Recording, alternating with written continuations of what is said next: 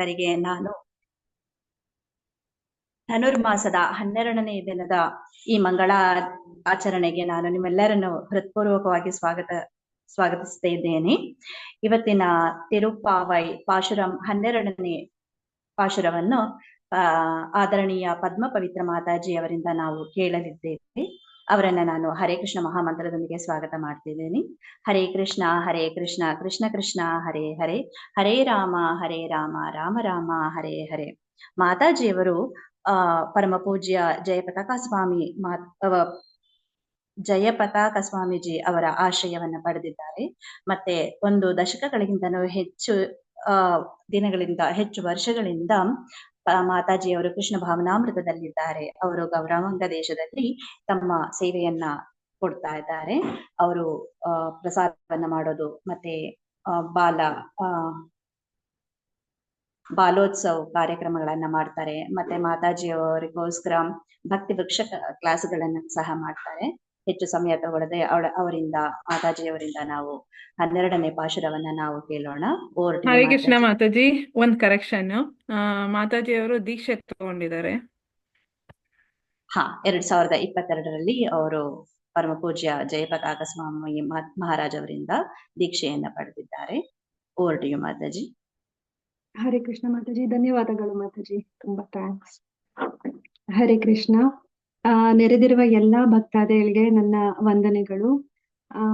ಇವತ್ತು 12ನೆಯ ಪಾಶ್ರಮವನ್ನು ವಿವರವಾಗಿ ಹೇಳಲು ನನಗೆ ಅವಕಾಶ ಮಾಡಿಕೊಟ್ಟ DDY ಕನ್ನಡ ಕಲ್ಪವೃಕ್ಷ ತಂಡದವರಿಗೆ ನನ್ನ ಹೃತ್ಪೂರ್ವಕ ವಂದನೆಗಳು.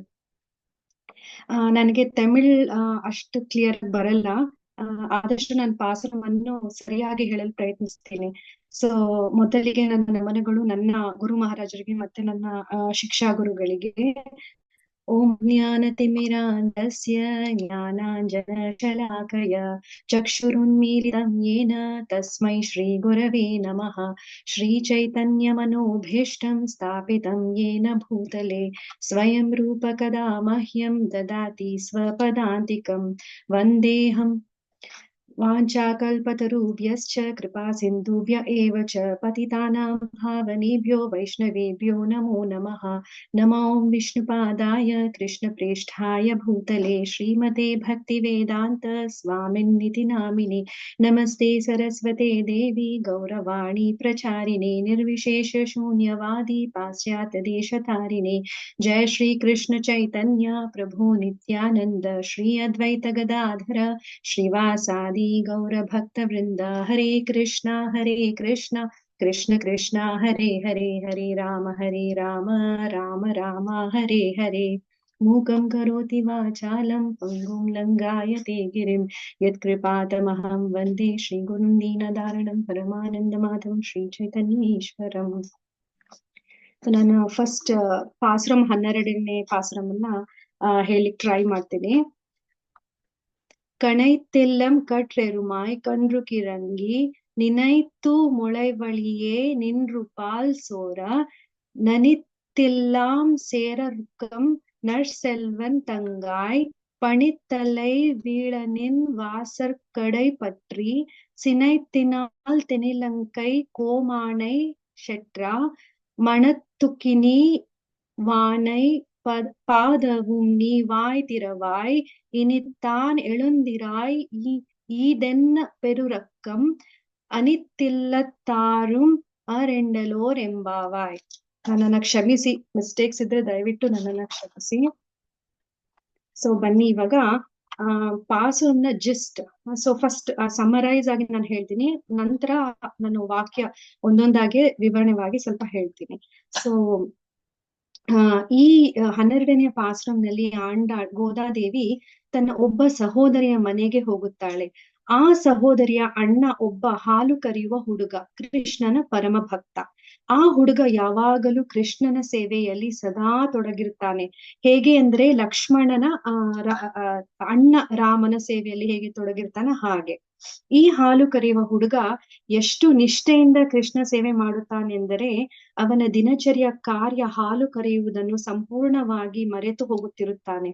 ಗೋದಾದೇವಿ ಆ ಸಖಿಯನ್ನು ಹೀಗೆ ಕೇಳ್ತಾಳೆ, ನಿನ್ನ ಅಣ್ಣ ಕೃಷ್ಣನ ಸೇವೆಯಲ್ಲಿ ಎಷ್ಟು ನಿಷ್ಠೆಯಿಂದ ಸೇವೆ ಸಲ್ಲಿಸುತ್ತಾನೆ ಅಂದರೆ ನೀನು ಹೀಗೆ ಏಕೆ ಇನ್ನೂ ಮಲಗಿದ್ದೀಯಾ? ಬೆಳಗ್ಗೆ ಆಗಿದೆ, ಬ್ರಹ್ಮ ಮುಹೂರ್ತದ ಸಮಯ, ಏಕೆ ನೀನು ಹೀಗೆ ಮಲಗಿದ್ಯಾ? ಎದ್ದಿಲ್ಲ ಯಾಕೆ? ಹೀಗೆ ಆಂಡಾಳ್ ಮತ್ತು ಸಹೋದರಿಯರು ಬೆಳಗಿನ ಜಾವದ ಮಂಜು ಮತ್ತು ಚಳಿನಲ್ಲಿ ಈ ಸಖಿಯ ಮನೆಯ ಆಚೆ ನಿಂತು ಅವಳನ್ನು ಎಬ್ಬಿಸಲು ಪ್ರಯತ್ನಿಸ್ತಾರೆ.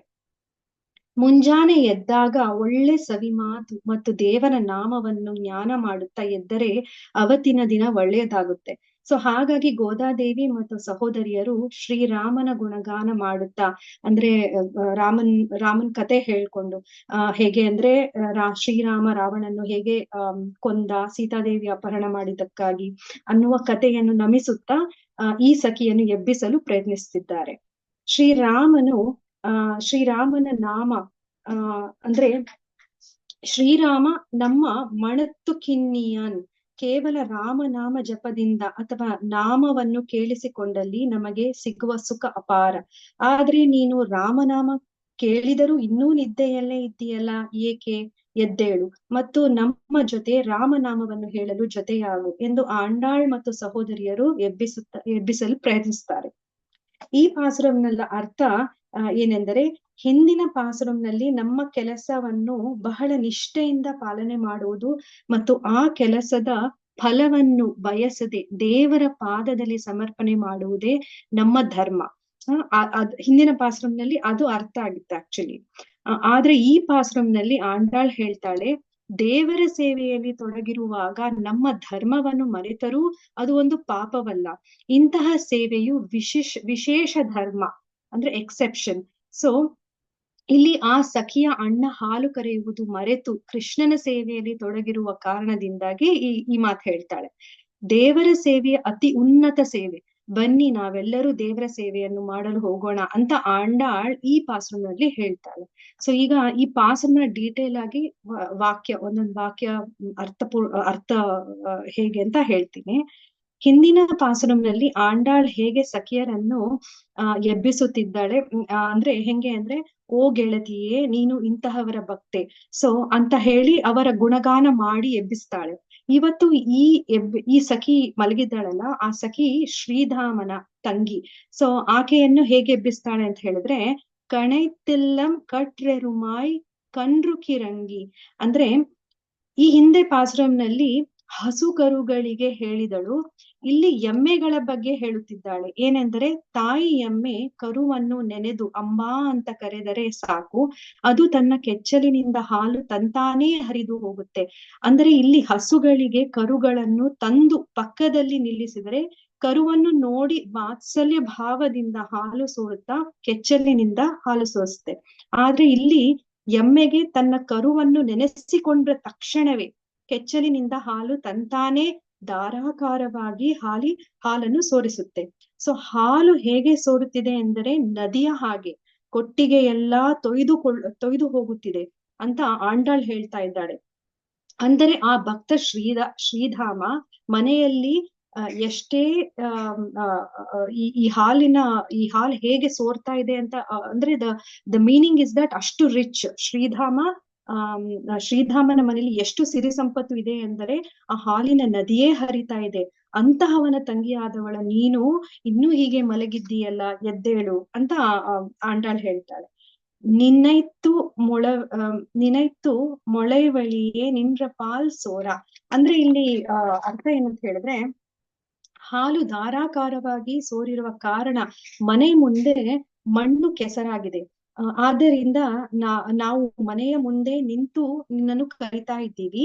ಈ ಕೆಸರಿನಲ್ಲಿ ಕಾಲಿಟ್ಟು ದಾಟ್ ಬಂದು ಮನೆ ಬಾಗಿಲನ್ನು ನಾವು ತಟ್ಟಕ್ ಸಾಧ್ಯ ಆಗ್ತಾ ಇಲ್ಲ. ಆದ್ರಿಂದ ಅಂಗಳದಲ್ಲೇ ನಿಂತು ನಿನ್ನನ್ನು ಕರಿತಾ ಇದ್ದೀವಿ, ಎದ್ದೇಳು ಅಂತ ಆ ಸಖಿಯನ್ನು ಆಂಡಾಳ್ ಎಬ್ಬಿಸ್ತಾ ಇದ್ದಾಳೆ.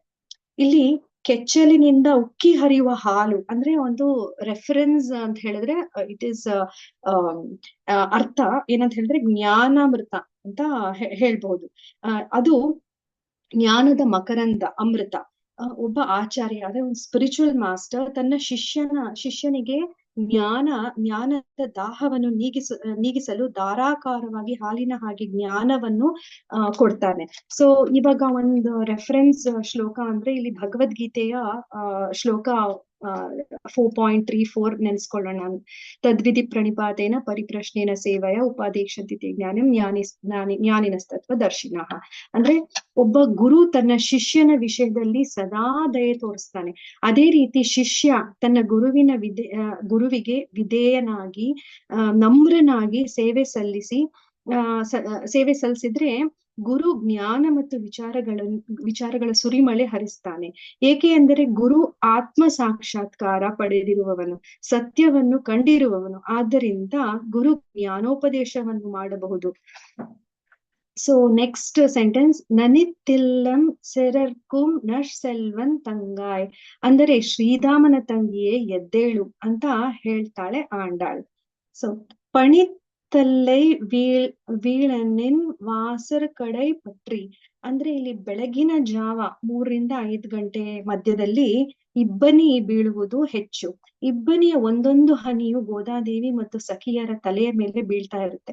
ಆದರೆ ಅದನ್ನು ಗಮನಿಸದೆ ಆಂಡಾಳ್ ಹೇಳ್ತಾಳೆ, ನೀನು ನಮ್ಮ ಜೊತೆ ಬರ್ಬೇಕು ಅಂತ ನಾವು ನಿನ್ನ ಮನೆಯ ಮುಂದೆ ನಿಂತು ಮೆಟ್ಟಿಲಿನ ಮೇಲೆ ನಿಂತು ಕರಿತಾ ಇದ್ದೀವಿ, ಬಾ ಅಂತ ಹೇಳ್ತಾಳೆ.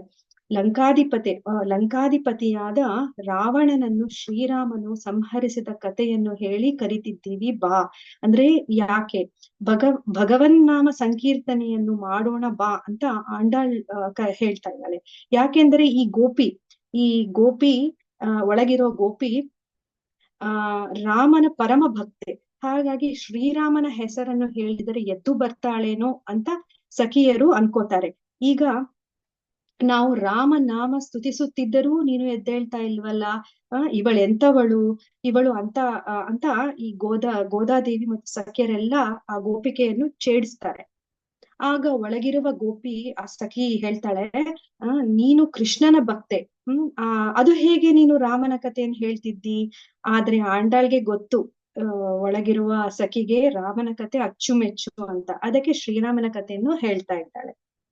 ಸಿನತ್ತಿನಾಳ್ ತೆನಿಲಂಕೈ ಕೋಮಾನಿ ಸೆಟ್ರ ಮಣತುಕಿನಿ ಯಾನೈ ಪಾದವುಂ ನಿವಾಯ್ ತಿರವಾಯ್. ಅಂದರೆ ದಕ್ಷಿಣ ದಿಕ್ಕಿನಲ್ಲಿರುವಂತಹ ಲಂಕಾಧಿಪತಿಯಾದ ರಾವಣ ಸೀತಾದೇವಿಯನ್ನು ಅಪಹರಿಸಿದ ಕಾರಣ ಶ್ರೀರಾಮ ರಾವಣನನ್ನು ಕೊಂದ. ಆ ರಾಮನ ಕೋಪ ನನಗೆ ಅಚ್ಚುಮೆಚ್ಚು, ಅಂದ್ರೆ ಇಷ್ಟ.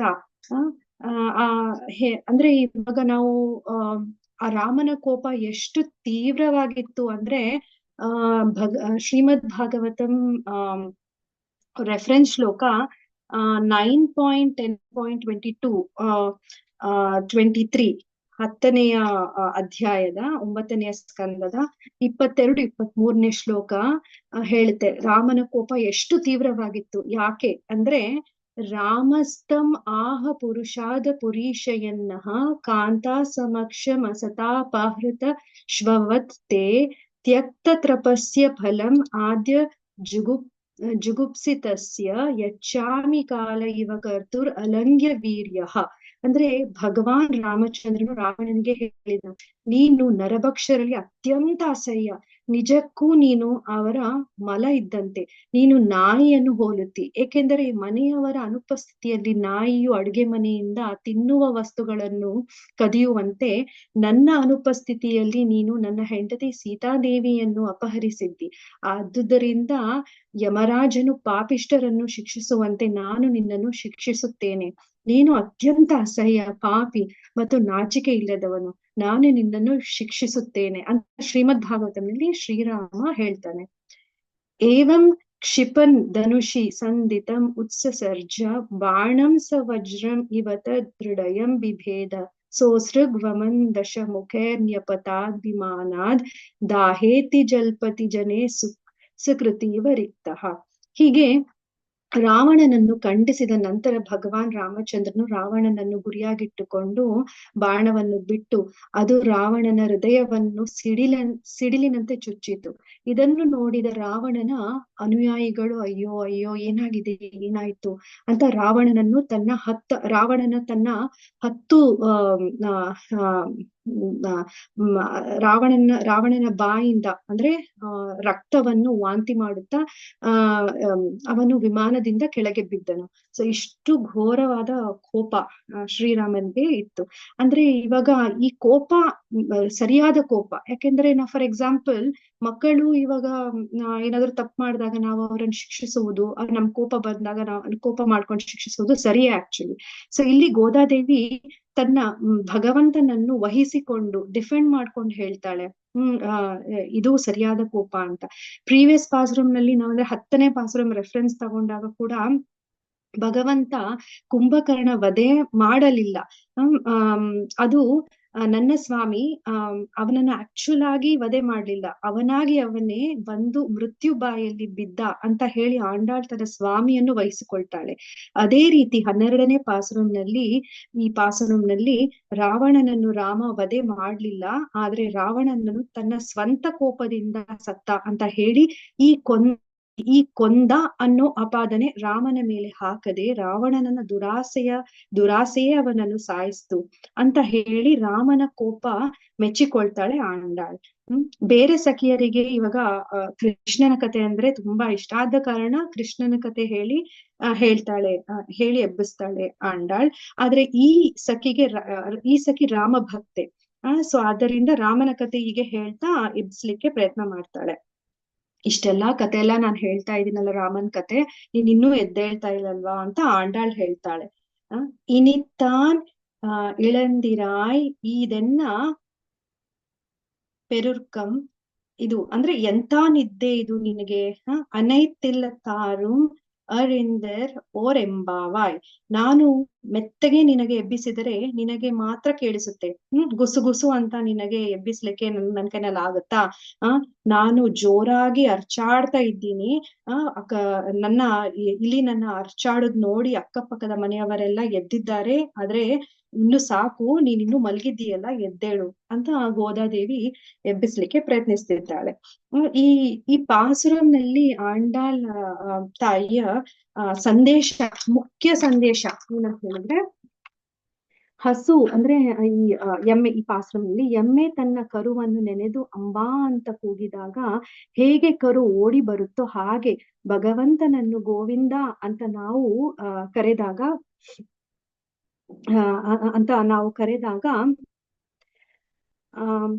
ಕರೆದ್ರೆ ಅವನು ಬಂದೆ ಅಂತ ಓಡೋಡಿ ಬರ್ತಾನೆ ನಮ್ಮ ಸ್ವಾಮಿ. ಭಗವಂತನು ತನ್ನ ಭಕ್ತನನ್ನು ನೆನೆದು ತಾನಾಗಿ ಬರುವುದಿದೆ. ಅದೇ ರೀತಿ ಭಕ್ತರು ಸಹ ತನ್ನ ಕಷ್ಟದ ಸಂದರ್ಭದಲ್ಲಿ ಭಗವಂತನನ್ನು ನೆನೆದುಕೊಂಡು ಓಡಿ ಬಂದು ಅವನನ್ನು ರಕ್ಷಿಸುವುದು ಕೂಡ ಇದೆ. ಹಲವಾರು ಉದಾಹರಣೆಯನ್ನು ಇಲ್ಲಿ ಕೊಡಬಹುದು. ಅಂದ್ರೆ ಒಂದ್ ಎಕ್ಸಾಂಪಲ್, ಫ್ಯೂ ಎಕ್ಸಾಂಪಲ್ಸ್ ಹೇಳ್ತೀನಿ. ಫಾರ್ ಎಕ್ಸಾಂಪಲ್, ನಾವು ದ್ರೌಪದಿಯ ಕತೆ ತೆಗೆದುಕೊಂಡ್ರೆ ದ್ರೌಪದಿಯ ವಸ್ತ್ರಾಭರಣ ಉದಾಹರಣೆ ಕೊಡಬಹುದು. ಇಲ್ಲಿ ಸಭೆಯಲ್ಲಿ ನೆರೆದಿರುವಾಗ ಎಲ್ಲಾ ಹಿರಿಯರಿಗೂ ನನ್ಗೆ ಸಹಾಯ ಮಾಡುವಂತ ದ್ರೌಪದಿ ಗೋಗರೆದರು ಯಾರು ಆಕೆಯನ್ನು ಸಹಾಯ ಮಾಡಲು ಬರ್ಲಿಲ್ಲ. ಕೇವಲ ಕೃಷ್ಣ ಅಂತ ದ್ರೌಪದಿ 2 ಕೈಯನ್ನು ಎತ್ತಿ ಕಂಪ್ಲೀಟ್ ಸರೆಂಡರ್, ಪೂರ್ಣ ಶರಣಾಗತಿ ಮಾಡಿದಾಗ ಕೃಷ್ಣ ಕಾಪಾಡ್ಲಿಕ್ಕೆ ಬರ್ತಾನೆ. ಮತ್ತೆ ಇನ್ನೊಂದು ಎಕ್ಸಾಂಪಲ್ ಹೇಳ್ಬೇಕಂತ ಹೇಳಿದ್ರೆ, ದುರ್ವಾಸ ಮುನಿಯವರು ಅಖಂಡ ಶಿಷ್ಯರನ್ನು ಕರೆದುಕೊಂಡು ಪಾಂಡವರ ವನವಾಸದಲ್ಲಿ ಇದ್ದಾಗ ಭೋಜನಕ್ಕೆ ಬಂದಾಗ ದ್ರೌಪದಿ ಹೆದರ್ತಾಳೆ. ಯಾಕಂದ್ರೆ ಆಲ್ರೆಡಿ ದುರ್ವಾಸ ಮುನಿಗೆ ಸ್ವಲ್ಪ ಕೋಪ ಜಾಸ್ತಿ. ಸೊ ಅಲ್ಲಿ ಏನಾಗತ್ತೆ ಅಂತ ಹೇಳಿದ್ರೆ, ನಿಮ್ಗೆ ಈ ಕತೆ ಗೊತ್ತಿರ್ಬೋದು. ಮನೆಯಲ್ಲಿ ಒಂದು ಬೆಂದಿರುವ ಅಕ್ಕಿ ಕಾಳು ಕೂಡ ಇರೋದಿಲ್ಲ. ಎಲ್ಲರೂ ತಿಂದು ಉಂಡು ಮಲಗಿ ಅಕ್ಷಯ ಪಾತ್ರೆ ಎಲ್ಲ ಖಾಲಿಯಾಗಿರುತ್ತೆ. ಆಗ ಕೃಷ್ಣನನ್ನು ನೆನೆಸಿಕೊಂಡಾಗ ಕೃಷ್ಣನೇ ಬಂದು ಕಾಪಾಡ್ತಾನೆ. ಏನ್ ಮಾಡ್ತಾನೆ ಅಂದ್ರೆ, ಕೃಷ್ಣ ಈ ಶಿಷ್ಯರಿಗೆಲ್ಲ ಹೊಟ್ಟೆ ತುಂಬಿರುವ ಅಂತೆ ಒಂಥರ ಫೀಲಿಂಗ್ ಇದ್ ಮಾಡಿದಾಗ, ಸೊ ಅವರಿಗೆ ಹೊಟ್ಟೆ ಹಸಿಯಲ್ಲ ಶಿಷ್ಯರಿಗೆಲ್ಲ. ಸೊ ಈ ಸಿಚುವೇಶನ್ ಅಲ್ಲಿ ಕೂಡ ಭಗವಂತ ಬಂದು ಕಾಪಾಡ್ತಾನೆ. ಸೊ ನೆಕ್ಸ್ಟ್ ಎಕ್ಸಾಂಪಲ್ ತಗೊಳ್ಬೇಕಂದ್ರೆ ಗಜೇಂದ್ರ ಮೋಕ್ಷದ ಕಥೆಯಲ್ಲಿ ಆನೆಯ ಕಾಲನ್ನು ಮೊಸಳೆಯು ಕಚ್ಚಿದಾಗ ನೋವಿನಿಂದ ಕೂಗಿದಾಗ ಶ್ರೀ ವಿಷ್ಣು ಬಂದು ಕಾಪಾಡುವ ಒಂದು ಕತೆ. ಸೊ ಇದು ನಿಮ್ಗೆಲ್ಲ ಗೊತ್ತಿದೆ. ಹೀಗೆ ಕೇವಲ ಭಗವಂತ ನಾಮಧ್ಯಾನದಿಂದ ಓಡಿ ಬರುತ್ತಾನೆ. ಆದರೆ ಆ ಭಗವಂತನಲ್ಲಿ ನಮಗೆ ಒಂದು ಅನ್ಫ್ಲಿಂಚಿಂಗ್ ಫೇತ್ ಅನ್ನೋದಿರ್ಬೇಕು. ಸೊ ಇದಕ್ಕೆ ಒಂದು ಕತೆ ಇದೆ. ಈ ಅನ್ಫ್ಲಿಂಚಿಂಗ್ ಫೇತ್ ಅಂದ್ರೆ ಏನು, ನಮ್ಗ ದೃಢ ವಿಶ್ವಾಸ ಇದಿರ್ಬೇಕು. ಸೊ ಒಂದು ಕತೆ ಹೇಳ್ತೀನಿ ನಾನು. ಒಬ್ಬ ಗುರು ಶಿಷ್ಯ ಇರ್ತಾರೆ. ಶಿಷ್ಯ ತನ್ನ ಊರಿಗೆ ಹೋಗ್ಬೇಕಾಗುತ್ತೆ. ಆದ್ರೆ ಜೋರ್ ಮಳೆ, ಒಂದು ನದಿಯನ್ನು ಆ ಶಿಷ್ಯ ದಾಟ್ಬೇಕಾಗ್ ಬರುತ್ತೆ. ಆಗ ಗುರುವಿಗೆ ಹೇಳ್ತಾನೆ, ಇಷ್ಟೊಂದು ಜೋರು ಮಳೆಯಲ್ಲಿ ನಾನು ಊರಿಗೆ ಹೇಗೆ ಹೋಗಲಿ ಅಂದಾಗ, ಗುರು ಅದಕ್ಕೇನಂತೆ ಬಾ ಇಲ್ಲಿ ಅಂತ ಕರೆದು ಶಿಷ್ಯನ ಅಂಗವಸ್ತ್ರದ ಕೊನೆಯಲ್ಲಿ ಅಂಚಿನಲ್ಲಿ ಒಂದು ಮಂತ್ರವನ್ನು ಬರೆದು ಕಟ್ಟಿ, ಹೋಗು ನೀನೀಗ ನದಿ ದಾಟ್ಕೊಂಡು ಹೋಗು ಅಂತ ಗುರು ಹೇಳ್ತಾನೆ. ಆದ್ರೆ ಯಾವುದೇ ಕಾರಣಕ್ಕೂ ಆ ಅಂಗವಸ್ತ್ರದ ತುದಿ ಅಂಚಿನಲ್ಲಿ ನಾನು ಗಂಟು ಹಾಕಿ ಕೊಟ್ಟಿದ್ದನ್ನು ತೆಗಿಬೇಡ ಅಂತ ಗುರು ಹೇಳ್ತಾನೆ. ಆಗ ಶಿಷ್ಯ ಹೇಳ್ತಾನೆ, ನದಿ ದಾಟುವುದಾ? ಹೇಗೆ ಹೋಗಲಿ? ನೆಲದ ಮೇಲೆ ನಡೆಯೋದಕ್ಕೆ ಸಾಧ್ಯವಾಗುತ್ತಿದೆ, ಯಾಕಂದ್ರೆ ಅಷ್ಟು ಜೋರ್ ಮಳೆ ಬೀಳ್ತಾ ಇದೆಯಲ್ಲ ಅಂತ ಹೇಳಿದಾಗ, ನಾನು ನಾನು ಹೇಗ್ ಹೋಗ್ಲಿ ಅಂತ ಈ ಶಿಷ್ಯ ಗುರುಗೆ ಕೇಳಿದಾಗ ಗುರು ಹೇಳ್ತಾನೆ, ನೀನು ಹೋಗು, ಯಾವುದೇ ಕಾರಣಕ್ಕೂ ಈ ಅಂಗವಸ್ತ್ರದ ತುದಿಯಂಚಿನಲ್ಲಿ ಇರುವುದನ್ನು ನೀನ್ ಬಿಚ್ಚಬೇಡ, ನೀನ್ ಹೋಗು ಅಂತ ಗುರು ಆಶ್ವಾಸನೆ ಕೊಟ್ಟು ಕಳಿಸ್ತಾನೆ. ಶಿಷ್ಯ ಒಪ್ಪಿಕೊಂಡು ನದಿಯ ನೀರಿನ ಮೇಲೆ ಕಾಲಿಡ್ತಾನೆ. ಅವನಿಗೆ ಭೂಮಿಯ ಮೇಲೆ ನಡೆದ ಹಾಗೆ ಗೋಚರಿಸುತ್ತದೆ. ಸೊ ಹೀಗೆ ಆಶ್ಚರ್ಯಚಕಿತನಾದ ಶಿಷ್ಯ ಅನ್ಕೋತಾನೆ, ನಾನು ನದಿಯಲ್ಲಿ ಮುಳುಗುತ್ತಿಲ್ಲವಲ್ಲ, ಏನಿದು ಪವಾಡ ಅಂತ. ಹೀಗೆ ನದಿಯ ಮಧ್ಯದಲ್ಲಿ ಬಂದಾಗ ಆ ಅಂಗವಸ್ತ್ರದಲ್ಲಿ ಏನಿರಬಹುದು ಅನ್ನುವ ಒಂದು ಕುತೂಹಲದಿಂದ ಗುರುಗಳು ಕೊಟ್ಟಿರುವುದನ್ನು ನೋಡ್ಲೇಬೇಕು ಅಂತ ತಾಳ್ನೋಣ ಅಂದ್ಬಿಟ್ಟು ಏನ್ ಮಾಡ್ತಾನೆ, ಆ ಕುತೂಹಲದಿಂದ ಆ ಕೊನೆಯಂಚಿನಲ್ಲಿರುವ ಅದನ್ನ ತೆಗೆದು ನೋಡಿದ್ರೆ ಅದ್ರಲ್ಲಿ ಬರ್ದಿರುತ್ತೆ ಜಯ ಶ್ರೀರಾಮ್ ಅಂತ. ಸೊ ಆ ರಾಮನ ನಾಮ ಇರುತ್ತೆ. ಸೊ ಶಿಷ್ಯ ಅದನ್ನ ನೋಡ್ಕೊಂಡು ಇಷ್ಟೇನಾ ಅನ್ಕೊಂತಾನೆ. ಸೊ ಅಂದಿದ ತಕ್ಷಣನೇ ಇಮಿಡಿಯೇಟ್ ಆಗಿ ಆ ಶಿಷ್ಯ ನದಿನಲ್ಲಿ ಮುಳುಗ್ಬಿಡ್ತಾನೆ. ಸೊ ಆದ್ದರಿಂದ ಭಗವಂತನ ಮೇಲೆ, ಗುರುವಿನ ಮೇಲೆ ನಮಗೆ we have to unflinching faith so ಇರ್ಬೇಕು ನಮ್ಗೆ. ಸೊ ದೃಢ ವಿಶ್ವಾಸ. ಇಲ್ಲಿ ಈ ಭಗವದ್ಗೀತೆಯಲ್ಲಿ ಕೂಡ ಭಗವಂತ ಹೇಳ್ತಾನೆ, ನಾನು ಹೇಳಿದಂಗ್ ನೀನ್ ಮಾಡು, ನಾನ್ ಮಾಡ್ದಂಗ್ ನೀನ್ ಮಾಡ್ಬೇಡ. ಅಂದ್ರೆ ಇಲ್ಲಿ ಉದಾಹರಣೆಗೆ ಭಗವದ್ಗೀತೆಯಲ್ಲಿ ಹೇಗಂದ್ರೆ, do as I say and don't do as I do. ಅಂದ್ರೆ ಇವಾಗ ಫಾರ್ ಎಕ್ಸಾಂಪಲ್ ಭಗವಂತ ಕೂಸಿದ್ದಾಗ ವಿಷವನ್ನು ಕುಡಿದ ಅಂತ ಇವಾಗ ನಾವು ಕೂಡ ಭಗವಂತ ಮಾಡ್ತಾರೋ ಭಗವಂತನ ಪವಾಡಗಳು ನಾವು ಟ್ರೈ ಮಾಡೋದು, ಇಟ್ ಇಸ್ ಇಂಪಾಸಿಬಲ್, ಅದ್ ಪಾಸಿಬಲ್ ಇಲ್ಲ ಅಂದು. ಸೊ ಹಾಗೇನೆ ಈ ಕಲಿಯುಗದಲ್ಲಿ ನಮ್ಮ ಗುರುಗಳು ಹಾಕಿಕೊಟ್ಟ ದಾರಿಯಲ್ಲೇ ನಾವು ನಡೆದುಕೊಳ್ಳಬೇಕು, ಪ್ರಶ್ನೆ ಮಾಡಬಾರದು. ಕಲಿಯುಗದಲ್ಲಿ ಕೇವಲ ನಾಮಸ್ಮರಣೆ ಮಾಡಬೇಕು, ಇದು ಯುಗ ಧರ್ಮ. ಯಾವುದೇ ರೀತಿಯ ಯಜ್ಞ ಇಲ್ಲಿ ಫಲಿಸುವುದಿಲ್ಲ. ಸೊ ಇಲ್ಲಿ ಕೇವಲ ಈ ಕಲಿಯುಗದಲ್ಲಿ ಹರೇ ಕೃಷ್ಣ ಮಹಾಮಂತ್ರವನ್ನು ನಾವು ಜಪಿಸ್ಬೇಕು. ಹರೇ ಕೃಷ್ಣ ಕೃಷ್ಣ ಕೃಷ್ಣ ಹರೇ ಹರೇ, ಹರೇ ರಾಮ ರಾಮ ರಾಮ ಹರೇ ಹರೇ. ಸೊ ಇಲ್ಲಿ ಕಲಿಯುಗ ಧರ್ಮದ ಅಂದ್ರೆ ಹರೇರ್ ನಾಮ ಇವ ಕೇವಲಂ ಕಲೋ ನಾಸ್ತಿವ ಗತಿರನ್ಯತಃ ಅಂತ. ಸೊ ಇಲ್ಲಿ ಈ ಕಲಿಯುಗದಲ್ಲಿ ಕೇವಲ ಹರೇ ಕೃಷ್ಣ ಮಹಾಮಂತ್ರ ಸರಳವಾಗಿ ನಾವು ಪಠಿಸಬಹುದು. ಭಗವಂತನ ಭಕ್ತಿ ಸೇವೆಯಲ್ಲಿ ತೊಡಗಿಕೊಂಡು ದೈಹಿಕ ಮಾನಸಿಕ ಮಾಲಿನ್ಯವನ್ನು ಶುದ್ಧಗೊಳಿಸಿಕೊಂಡು ಸದಾ ದೇವರ ನಾಮ ಹೇಳುತ್ತಾ ಇನ್ನೊಬ್ಬರಿಗೆ ಹೇಳಲು ಪ್ರೇರಣೆ ಮಾಡುತ್ತಾ ಜೀವಿಸಬೇಕು. ಸೊ ದೇವರ ನಾಮ ಧ್ಯಾನ ಸೇವೆಯನ್ನು ಎಲ್ಲರಿಗೂ ಉಪದೇಶಿಸಬೇಕು, ಎಲ್ಲರನ್ನು ಕೃಷ್ಣ ಪ್ರಜ್ಞೆಯಲ್ಲಿ ತೊಡಗಿಸಬೇಕು. ಸೊ ಇಲ್ಲಿ ಚೈತನ್ಯ ಮಹಾಪ್ರಭು ಕೂಡ ಹೇಳ್ತಾರೆ, ಯಾರೇ ಬೇಕೆ ತಾರೇ ಕಹೆ ಕೃಷ್ಣ ಉಪದೇಶ, ಅಮರ ಆಗ್ನೇಯ ಗುರುಹನ ತಾರಯೇ ದೇಶ ಅಂತ. ಅಂದ್ರೆ ಮಹಾಪ್ರಭುಗಳು ಕೂಡ ಹೇಳ್ತಾರೆ, ಈ ಕೃಷ್ಣ ಉಪದೇಶವನ್ನು ನಮ್ಮ ಆಚಾರ್ಯರಿಂದ ನಾವು ಹೇಗ್ ಕಲ್ತ್ಕೊಂಡು ಎಲ್ರಿಗೂ ವಿಶ್ವದಲ್ಲಿ ಎಲ್ರಿಗೂ ನಾವು ಸ್ಪ್ರೆಡ್ ಮಾಡ್ಬೇಕು ಅಂತ ಚೈತನ್ಯ ಮಹಾಪ್ರಭು ಹೇಳ್ತಾರೆ. ಸೊ ಅದನ್ನ ಹಂಗೆ ಇಟ್ಕೋಬಾರ್ದು. ಉಪದೇಶ, we have to preach the whole world. ಇಡೀ ಜಗತ್ತಿಗೆ ನಾವು ನಾಮವನ್ನು ಪ್ರೀಚ್ ಮಾಡ್ಬೇಕು ಅಂತ ಚೈತನ್ಯ ಮಹಾಪ್ರಭುಗಳು ಹೇಳ್ತಾರೆ. ಸೊ ಶ್ರೀಲ ಪ್ರಭುಪಾದರು ಕೂಡ ನಮಗೆ ಒಂದು ಅಮೂಲ್ಯವಾದ ಒಂದು ಸ್ಲೋಗನ್ ಕೂಡ ಹೇಳ್ತಾರೆ, ಏನಂದ್ರೆ ಉಪದೇಶವೇ ಸಾರ, ಪುಸ್ತಕಗಳು ಆಧಾರ, ಕೃಷ್ಣ ನಾಮ ಪ್ರಚಾರವೇ ಬಹಳ ಮುಖ್ಯ ಅಂತ ಶ್ರೀಲ ಪ್ರಭುಪಾದರು ಕೂಡ ಹೇಳ್ತಾರೆ. ಸೊ ನಾನು ಇಷ್ಟನ್ನ ಹೇಳ್ತಾ ಇವತ್ತಿನ ಈ ಪ್ರವಚನೆಯನ್ನು ನಾನು ಮುಗಿಸ್ತಾ ಇದ್ದೀನಿ. ಈ ನನ್ನಲ್ಲಿ ಏನಾದರೂ ತಪ್ಪಿದ್ದಲ್ಲಿ ದಯವಿಟ್ಟು ನನ್ನನ್ನು ಕ್ಷಮಿಸಿ. ಪಾಸುರಂ ಹೇಳಲು ನಾನು ಆದಷ್ಟು ಕ್ಲಿಯರ್ ಆಗಿ ರಿಸೈಟ್ ಮಾಡಲು ಟ್ರೈ ಮಾಡಿದೆ. ಸೊ ದಯವಿಟ್ಟು ಕ್ಷಮಿಸಿ ಏನಾದರೂ ತಪ್ಪಿದ್ದಲ್ಲಿ. ನನಗೆ ಈ ಅವಕಾಶ ಮಾಡಿಕೊಟ್ಟ ಕನ್ನಡ ಕಲ್ಪವೃಕ್ಷ ತಂಡದವರಿಂದ, ಅಂದ್ರೆ his grace Jaya Govind Prabhu, her grace Radha Madhava Mataji, his grace Venkat Gopinath Prabhu, her grace Amrita Padma Mataji, ಅವರಿಗೆಲ್ರಿಗೂ ನನ್ನ ಹೃತ್ಪೂರ್ವಕ ವಂದನೆಗಳು. ಸಮಯದ ಅಭಾವದಿಂದ ಆಕ್ಚುಲಿ ನಾನು ಪುರಂದರದಾಸರ ಇದು ಹೇಳ ಅನ್ಕೊಂಡಿದ್ದೆ, ಬಟ್ ಕಟ್ ಶಾರ್ಟ್ ಮಾಡ್ತಾ ಇದ್ದೀನಿ ಆಕ್ಚುಲಿ. ಸೊ ಧನ್ಯವಾದಗಳು. ಹರೇ ಕೃಷ್ಣ.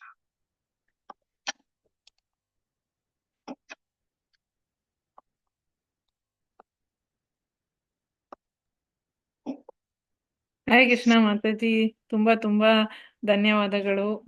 ತುಂಬಾ ಸೊಗಸಾಗಿ ಪಾಶುರಂನ ತುಂಬಾ ಸೊಗಸಾಗಿ ಎಕ್ಸ್ಪ್ಲೈನ್ ಮಾಡಿದ್ರಿ. ಹಾಗೂ ಕನ್ನಡ ತುಂಬಾ ಚೆನ್ನಾಗಿತ್ತು. ಆಮೇಲೆ ಎಸ್ಪೆಷಲಿ ಸಂಕೀರ್ತನ ಪ್ರೀಚಿಂಗ್ ಬಗ್ಗೆ ಒತ್ತಿ ಚೆನ್ನಾಗಿ ಹೇಳಿದ್ರಿ. ಹಾಗೂ ಹೇಗೆ ಗುರುಗಳನ್ನ ವಾಕ್ಯನ ಪರಿಪಾಲನೆ ಮಾಡಬೇಕು ಅದ್ರ ಬಗ್ಗೆ ತುಂಬಾ ಸೊಗಸಾಗಿ ಒಂದು ಕತೆ ಮೂಲಕ ತುಂಬಾ ಚೆನ್ನಾಗಿ ತಿಳಿಸ್ಕೊಟ್ಟಿದ್ದೀರಾ.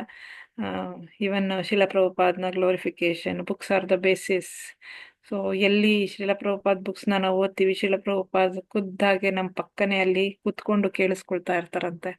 ಸೊ ಅದ್ರ ಬಗ್ಗೆ ತುಂಬಾ ಚೆನ್ನಾಗಿ ಹೇಳಿದ್ರಿ ಮಾತಾಜಿ. ತುಂಬಾ ಧನ್ಯವಾದಗಳು. ಯಾರಿಗಾದ್ರೂ ಏನಾದ್ರೂ ಕ್ವಶನ್ಸ್ ಇದ್ರೆ, ಡೌಟ್ಸ್ ಇದ್ರೆ, ಏನಾದ್ರೂ ಹೇಳಲಿಕ್ಕಿದ್ರೆ ಅನ್ಮ್ಯೂಟ್ ಮಾಡಿ ಹೇಳಿ. ಹರೇ ಕೃಷ್ಣ.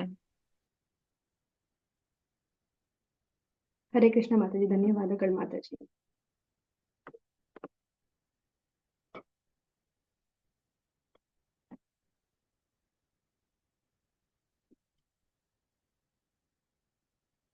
ದಾಸರ ಪದಗಳು ಹೇಳಲಿಕ್ಕೆ ಟೈಮ್ ಇದ್ರೆ 1 ನಿಮಿಷ ತಗೊಂಡು ಹೇಳ್ಬಿಡ್ತೀನಿ. ಹೇಳಿ ಮಾತಾಜಿ. ಕೆರೆಯ ನೀರನು ಕೆರೆಗೆ ಚೆಲ್ಲಿ ವರವ ಪಡೆದವರಂತೆ ಕಾಣಿರು, ಹರಿಯ ಕರುಣದೊಳಾದ ಭಾಗ್ಯವ ಹರಿ ಸಮರ್ಪಣೆ ಮಾಡಿ ಬದುಕಿರು. ಶ್ರೀ ಪುರಂದರ ವಿಠಲರಾಯನ ಚರಣ ಕಮಲವನಂಬಿ ಬದುಕಿರು, ಹರಿಯ ಕರುಣದೊಳಾದ ಭಾಗ್ಯವ ಹರಿ ಸಮರ್ಪಣೆ ಮಾಡಿ ಬದುಕಿರು. ಹರೇ ಕೃಷ್ಣ ಮಾತಾಜಿ. ದಂಡೋತ್ ಪ್ರಣಾಮ್ಸ್. Thank you so much. Hare Krishna Mataji, ತುಂಬಾ ಸೊಗಸಾಗಿತ್ತು. ಹೊಸದು ಕೃತಿ ನಾನು ಕೇಳ್ತಾ ಇರೋದು. ತುಂಬಾ ಚೆನ್ನಾಗಿತ್ತು ಮಾತಾಜಿ. ಹರೇ ಕೃಷ್ಣ. ಪಂಚಾಕಲ್ಪತರುಭ್ಯಶ್ಚ ಕೃಪಾ ಸಿಂಧುಭ್ಯಶ್ಚ ಪತಿತಾನಾಂ ಪಾವನೇಭ್ಯೋ ವೈಷ್ಣವೇಭ್ಯೋ ನಮೋ ನಮಃ. ಹಾಗೂ ನೆರೆದಿರುವ ಎಲ್ಲ ಭಕ್ತಾದಿಗಳಿಗೆ ನಮಸ್ಕಾರಗಳು. ಹೀಗೆ ಹೆಚ್ಚು ಸಂಖ್ಯೆಯಲ್ಲಿ ಪಾಲ್ಗೊಳ್ಳಿ. ಮಾರ್ಗಶೀರ್ಷ ಮಂತ್ ಮಂಗಳಾರತಿ ಹಾಗೂ ತಿರುಪ್ಪಾವೈ ಆಂಡಾಳ್ನಾಚಾರ್ಯ ಅವರ ಬಗ್ಗೆ ತಿಳ್ಕೊಳ್ಳೋದಕ್ಕೆ. Hare Krishna Mataji. Will go to main room Mataji. Hare Krishna. Her grace Padma Pavitra Mataji ಕಿ ಜೈ. ಗುರು ಹರೇ ಮಹಾರಾಜ್. ಕೃಷ್ಣ ಮಾತಾಜಿ.